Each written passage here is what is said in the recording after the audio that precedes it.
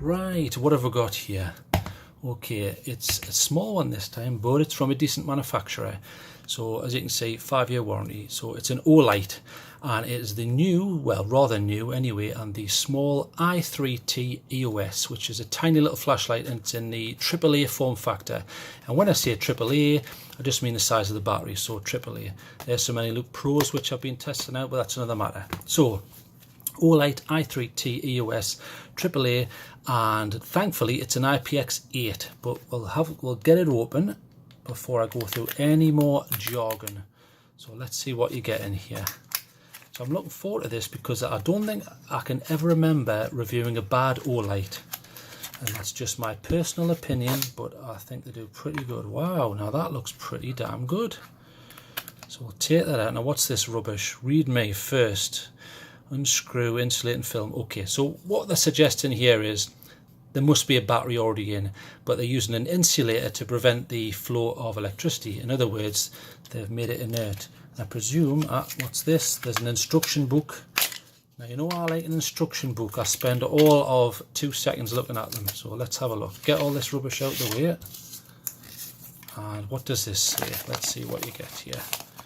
Okay, so Olight, package content, specifications. There's the specs, but okay, right, that's memorized, and I'll do that off the top of my head. And if you're Chinese, there's probably some Chinese there. There you go. So ni hao. There you go. Right, that's enough of that. Right, let's get a look at this unit.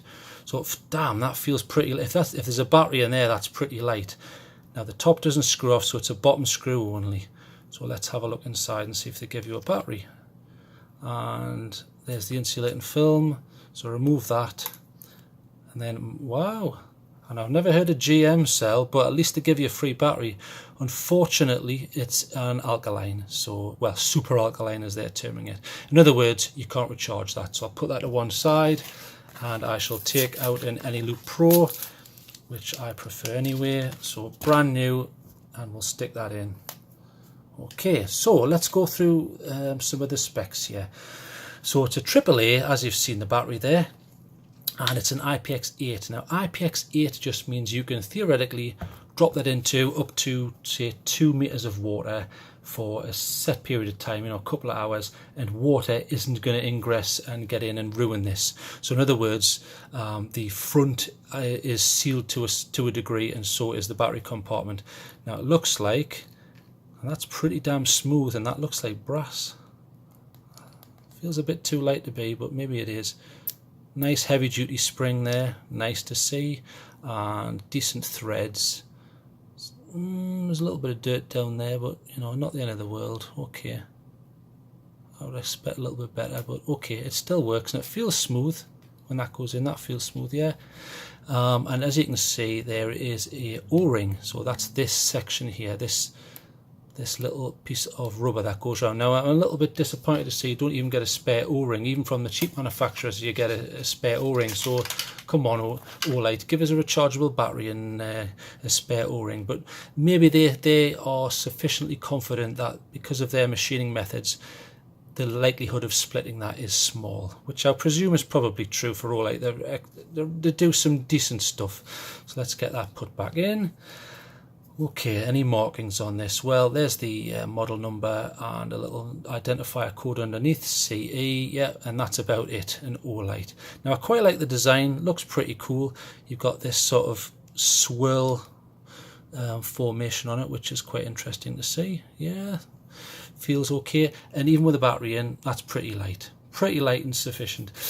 So this also comes with a, now if I remember rightly, not just a 5-year warranty, but it is a 1.5 drop rating. So in other words, if you can drop this from 1.5 meters up from the ground onto a regularly hard surface like concrete, and bang, it's still going to work. Because this is an Olight, that's probably going to go up to 2, but don't quote me on that, because I can only go off what the manufacturers recommend. But I've dropped many an Olight. In fact, if I just put that down, I have an Olight S2 here, which I've dropped many times, but there's hardly any marks on it. In fact, I've dropped it down onto this section, never faltered. Dropped it many times onto concrete, never had a problem, and that's Olight there as well. So, lens. Now this is a TIR lens. So if you can see there, now it's difficult to see, but but I'm going to explain how that works because I want to make sure people understand what it is that they're getting. So in the flashlight world, generally what you have is, there's your battery, there's your PCB, and you have an LED. Now you want light to transmit into the world as it is. So how do you control that? Now the standard method is to just have a bare LED, but light is flooded all over the shop and wasted, and it also comes back in your eyes, which is highly annoying. So your first standard method is, there's your torch there, to have a smooth reflector. So what happens is, there's your LED, light comes out like that, which is your flood, and then you also get directed light, which is known as the spot. Now it is the job of the reflector to give you this spot, so I'm going to give you an example of that. So here is the fire torch, I think it's the E16, which is a pretty decent thing, but as you can see, it has a smooth reflector. In other words, you can see the LED in the middle, and then this is like a smooth metallic bowl. So if I turn this on, if I can get it to work, there you go. Right, so can you see what's happening here? Even though I've got this on quite a low setting. So there's your spot, so that's obviously dictated by the design of the reflecting bowl, and then as you pull away, it's still there. Now detail is generally obscured at close range on a smooth reflector, and there's your flood, which is the superfluous light from the LED also coming out. So a smooth reflector is generally better at throwing light. In other words, this spot is going to travel further. So if you want to look across a field, you want a smooth reflector, because up close it's a little bit of a disaster, isn't it? You're obscuring detail. That's possibly not what you want, although you can get around that with various lower settings. So we'll turn that off. So there's your example. Now the other secondary method which they come up with, and they say, okay, well, let's say we don't want to obscure detail as much, but we still want a little bit of throw. So you can have your flashlight there. Now, instead of a smooth reflector, you can have what's called an OP reflector, which stands for orange peel. In other words, the lining mimics an orange peel in that it has pits and aberrations, so it's not perfectly smooth. So what happens is, instead of getting this sort of output from a smooth reflector, where you have your spot and then you're spread in the two distinct zones, from an orange peel reflector, it looks more like this. It's more transitioned. In other words, there's not two distinct zones. They're there, but they're less apparent. So as an example of that, here is a standard Astrolux A01. Now, as you can see, well, it's hard to see because of the light, but there's an orange peel reflector in there. In other words, it's not smooth. Can you see that? So what happens here? So we'll turn this on. I'll put it on full. There you go.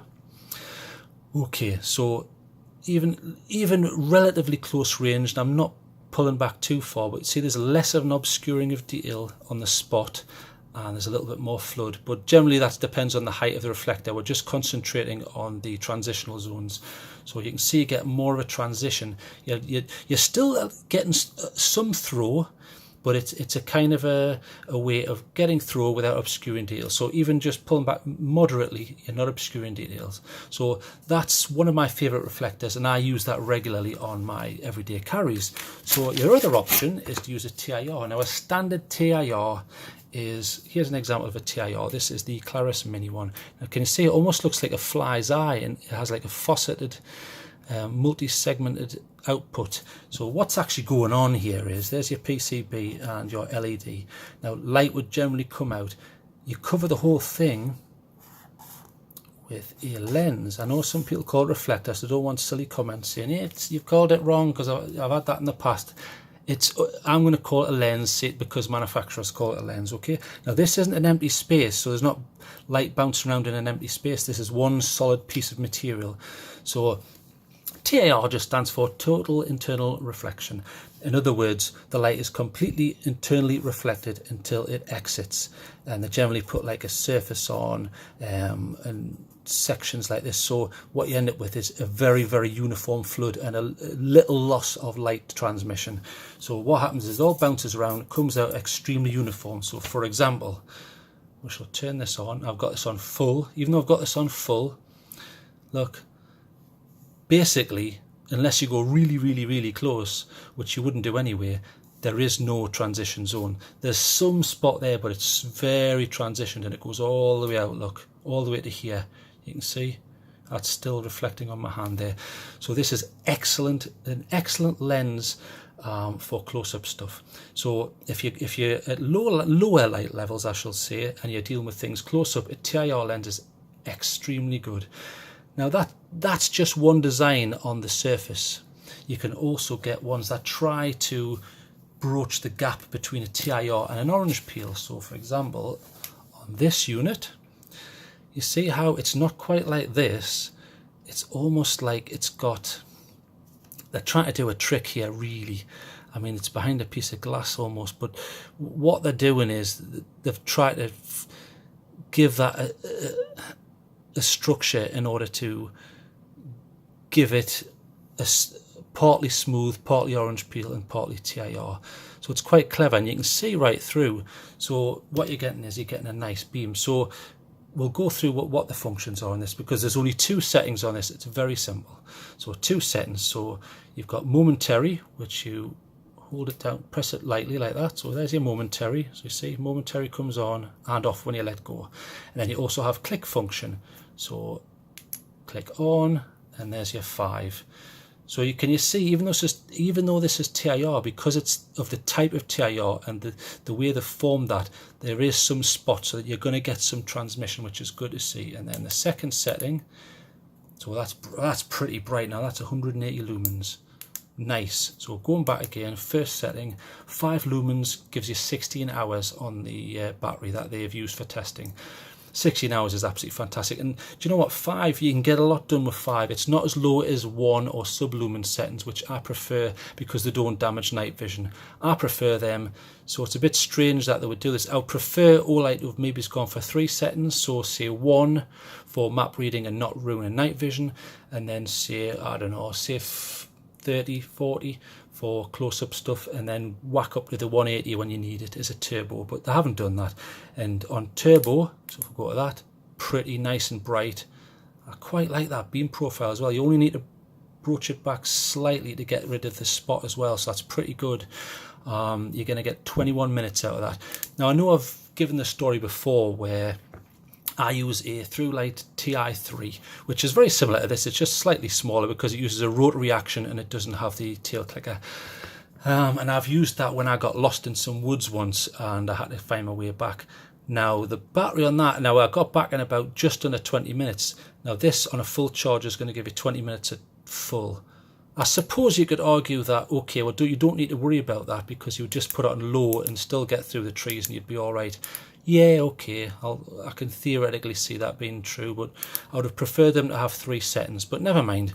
And I like, even though this is a tail clicker, it's not a traditional tail clicker. You see the way it is raised. Now I prefer a tail clicker, if you bear with me 1 second, like this. So for example, this is a S2, sorry, it's not an S2, I'm getting confused. It's the BLF SE of the A6 variety.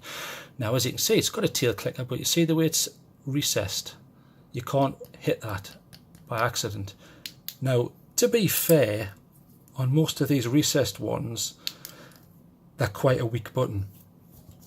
Whereas this, you could argue, you've got to put quite a bit of strength to get it to engage. So fair enough. And to be fair to them, it doesn't seem to have memory mode because it always defaults to 5, which is going to give you 16 hours anyway. So if that does automatically go off in your pocket by accident, it's not going to probably be in there for 16 hours unless it's been a damn long day. So, okay, fair enough. In fact, the design almost reminds me of, now I do have one here somewhere, looks very similar to the PF01S by Thorfire. There you go, Thorfire. Now look, very similar. But obviously the Thorfire has a very long lens barrel. I don't know why. I've never really understood why that was so long. That was one of the things I think I marked it down for. I don't know why they made it so long. I can forgive them a bit because it's got the tail clicker, but Olight seem to have managed it, and they've got more output, so I'm not sure why they needed to do that. But anyway, so nice clip here. You can put that on your cap, obviously, which is nice. I've done that before many times with a lot of flashlights. And then where you look, this looks almost like a little cap light. and it's not deep carry, but it's deep enough. So obviously that goes into the pocket and it comes up to here, and you're still going to have a protrusion of that, which is no big deal. It's certainly not super deep like the Firelight here, you know, that goes right at the top where you're going to get little protrusion. But sometimes you want a little protrusion anyway when you're busy and you one-handed want to grab this and pull it out. That's fair enough. So I'm pretty impressed so far. One thing I was a little bit confused about was, I don't know why the LED they picked, they went for the Philips Luxion TX, I think is the model. I mean, I'm a big fan of Cree. Most of their emitters are absolutely fantastic. I don't know why they've gone for the Philips. Maybe they got a bargain deal with them, but it's certainly not a bad LED. I've been checking out some of its specs, and as far as I can see, does the job. No problems are known with it. Nice at high output. I'm pretty impressed with this. For its size, I like the way it's been designed. As usual, Olight have intelligently designed it. They've got a TIR, but it's intelligently designed and thoughtfully put together. Nice strong button, which is better or when you've got a prominent button like that. Tiny, you know, it fits in my hand like that, gone. That's how small it is. Very light, even with the battery in. I just wish this was maybe a little bit more deep carry, maybe. Yeah, it's for under 20 bucks. I mean, you can't complain. Come on, $20. That's pretty good for an Olight. Let's face it. So, marks out of 10. Well, in order to do that, I want to compare it. So let's compare it to some of the other units that you're going to get. So there's the Thorfire, and there's the Claris, and I'll just put that in there. So let's have a look at these. And there's the Nightcore.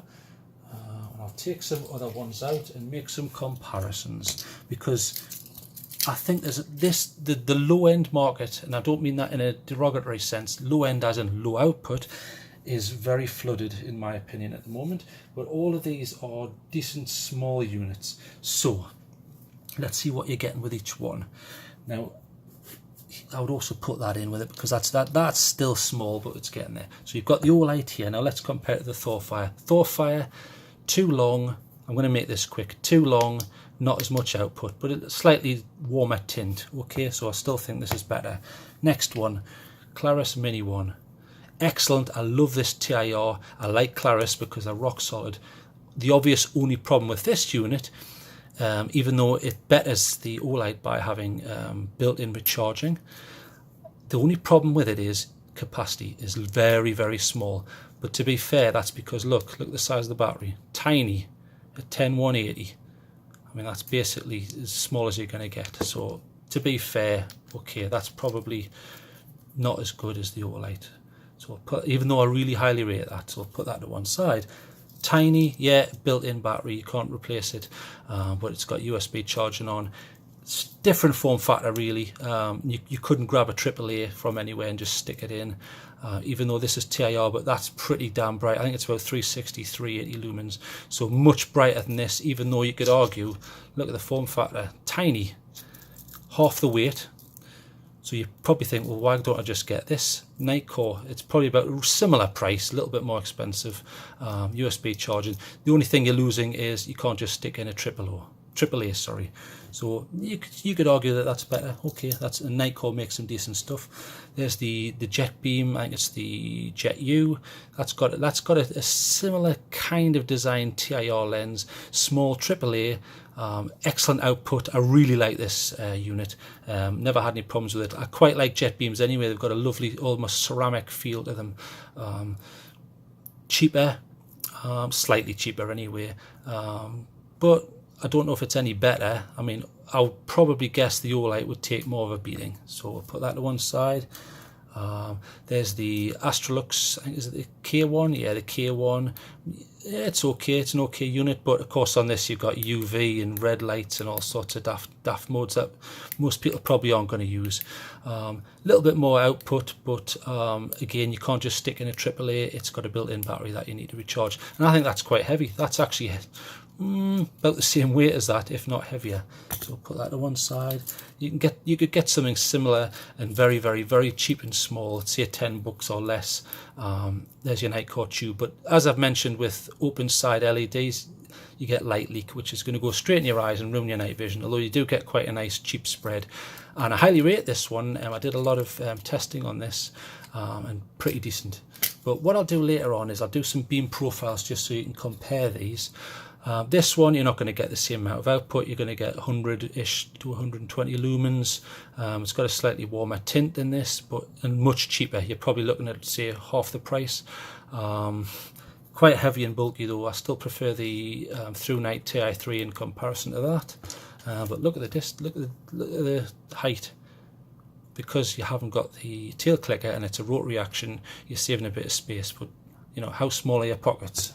Unless you're from Lilliput.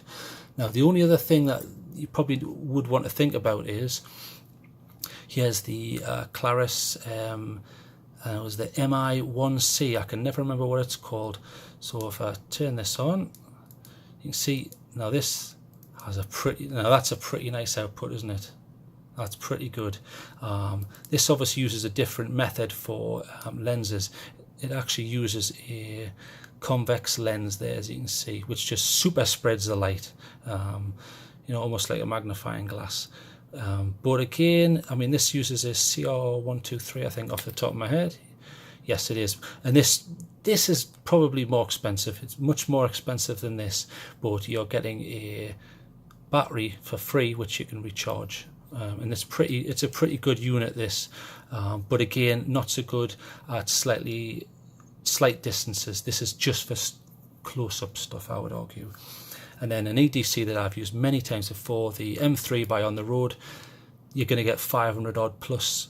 In fact, I think this goes up to about 900. I will check that. 900 lumens you can get out of this, which is absolutely incredible, especially on the size of the battery. So highly rate this one, but much heavier, more bulky. So you probably think, well, I only want a small one, so there you go. So I'm going to show you some beam shots, but I need to give this a mark, so let's clear that out of the way. Right, not quite deep clip, but I presume why they've done that, so you can grab it. Like the design, intelligent TIR, great output. 180 for a AAA is really good, and you're getting 21 minutes at that as well, so that's a very efficient emitter, so well done there. So that's probably why they picked the Philips Luxion. It must be a good emitter. Feels smooth, is smooth, you know, the threads are smooth. I'm quite impressed with this. Do you know what? For a AAA, I'm going to have to say, because of the good output, it's Olight, it's rock solid. You're getting a 5-year guarantee. They're giving you a free battery, even though it's not rechargeable. Fair enough. They do that on the other models. I'm going to give this 9, because, to be honest, how would you improve that other than maybe make that a bit more deep carry? What more could you improve, bearing in mind it's only a AAA? You can only get so much output, because once you start pumping it too high, the battery doesn't last 5 seconds, and then what's the point? So, highly impressed. 9 out of 10, highly recommended. I'll give you some beam shots and show you what it's like outside, and I'll show you a few sort of comparisons. So 9 out of 10, well done, Olight.